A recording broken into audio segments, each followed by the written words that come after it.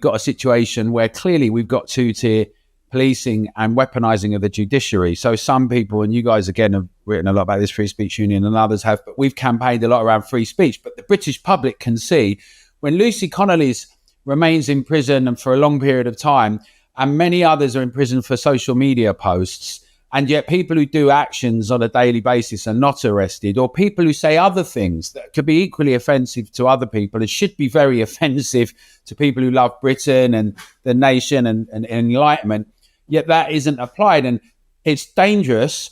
And it also reflects the issue that if you could be censored from the public square, and if the state and the government is able to exercise controls over everything from banning orders to limits on what speech can go on, to an ideological outlook that says you've got to have diversity, equity, inclusion, or you've got to have ESG, environmental societal government, with the whole outlook that we it's, the science is done, the planet's being killed, and we must have net zero. And if you don't do that, you're a denier and you're dangerous and you're hateful. Maybe you're a terrorist.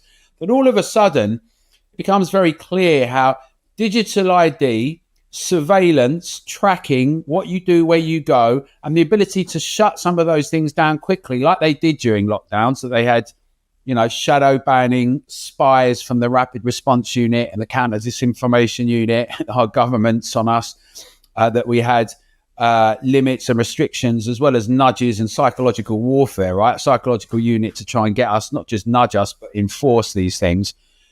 But this is really problematic. But also there's a relationship between the government and big tech companies, right? Because what we've seen is that the state is, that technology is intertwined with what the state's doing. And also from the CIA and FBI to everyone internationally, there's been attempts to get backdoors. They've had other cyberware that's been provided way back when they first had that argument with Apple about getting backdoors, but the discussions around encryption, the Online Safety Act, hate speech, non-crime hate incidents, the assault on the public, as you say, Laurie, right?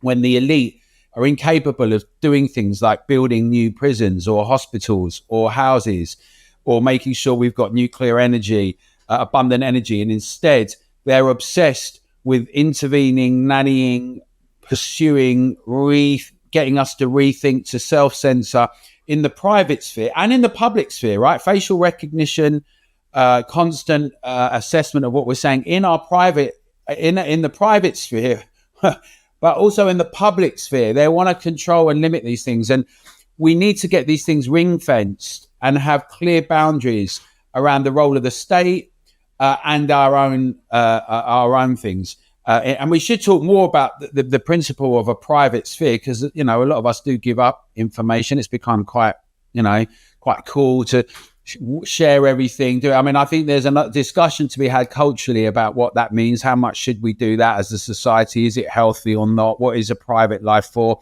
Hannah Arendt's point about you can only have a strong public sphere if you've got a strong private sphere. But the point that the elite and the government seem incapable of dealing with things, economic policy, proper infrastructure, but they want to constantly manage and control us all because they think we're mad, bad and dangerous, and we need their ideas. And their ideas that have resulted in all sorts of things, like children being told not to tell their parents when they have to be, if they're going to be disfigured. Just mad things that have happened in the last few years where you think, they're not the great and the good. It's not even like the old patrician class where actually they had brilliant ideas from the classical world, but they could be really brutish.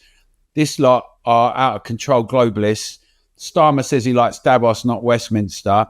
They're constantly trying to have more devolution and more green billionaires funding local things like UK 100, local councils, local shut down streets initiatives, because it's all going to end with the environment. And all of these things are being underpinned through harnessing the idea of digital controls in different areas. So cameras, surveillance, digital ID.